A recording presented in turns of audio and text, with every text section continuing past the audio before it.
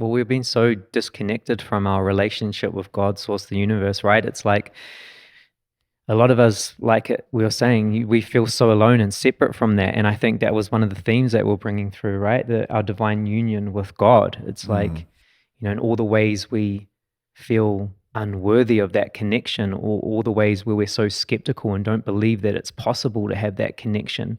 And we're just lost in the darkness, wandering.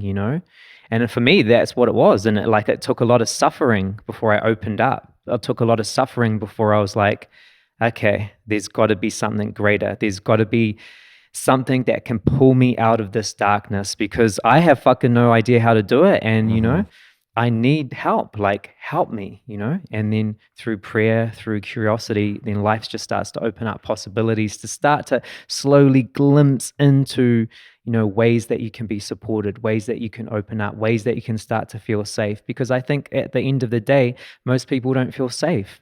They don't feel safe.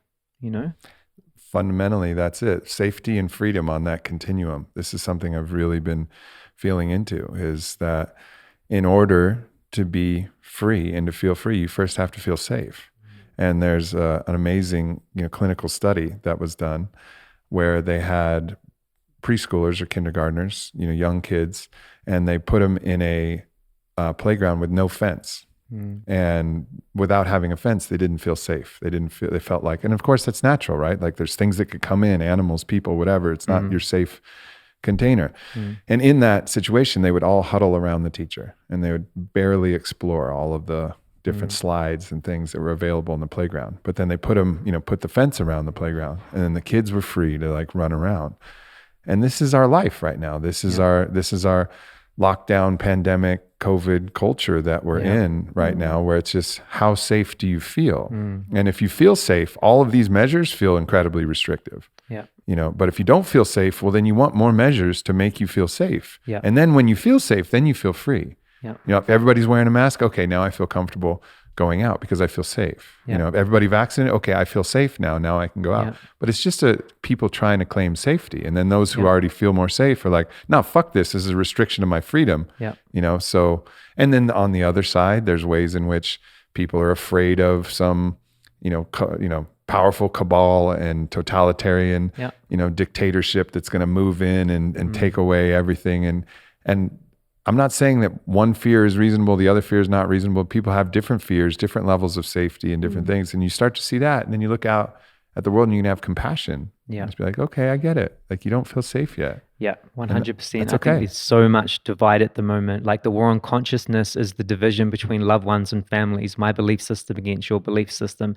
And I see that so much at the moment. We were recently in Australia traveling around and running events. And in Australia and New Zealand, there is so much divide.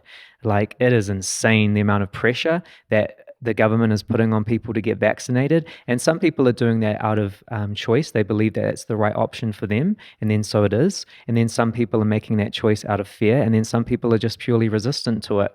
And it is really dividing families, And it's sad to see.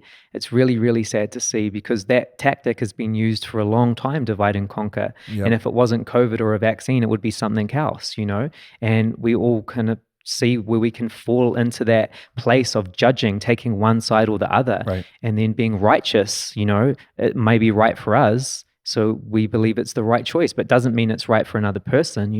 My mum recently just got vaccinated, and for her that was the right choice. She feels empowered, she feels good in that choice, and it made her feel more safe. It made her feel more safe. And that's what it comes down to, right? We're all ultimately afraid of dying. That's our greatest fear. And that's an important place. When I was talking, I have these deep conversations with Eric, like, how do we support the world?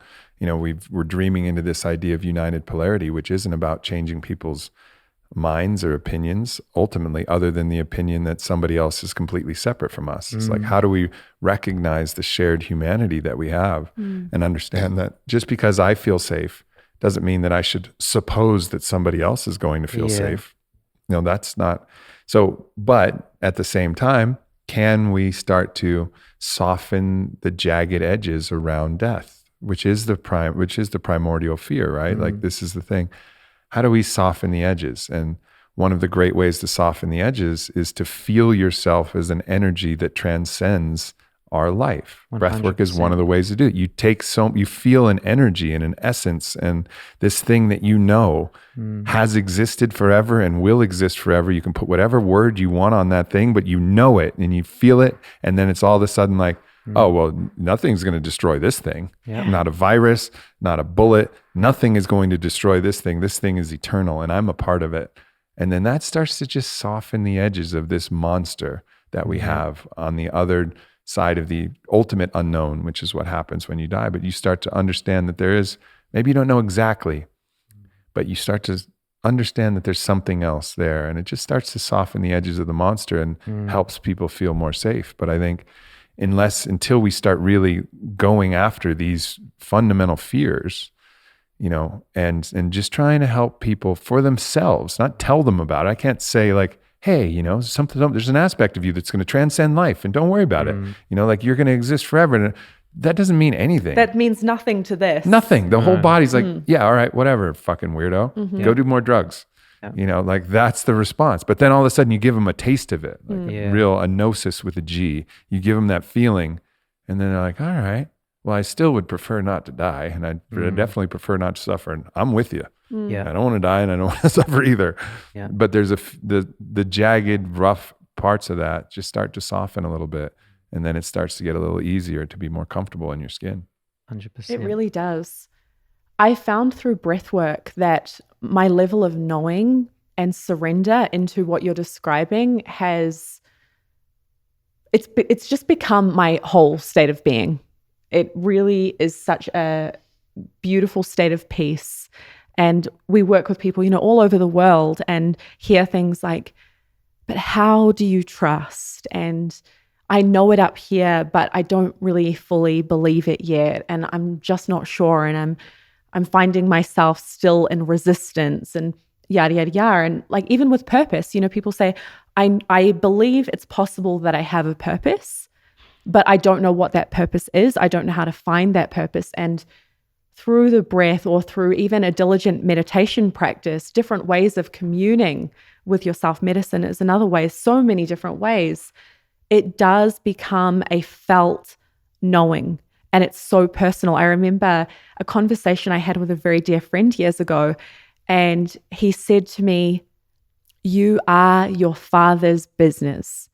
And this was a kind of, I guess, Christian mystic type of statement that he was making. And I don't personally identify God as a father, but I really got what he was saying in that moment.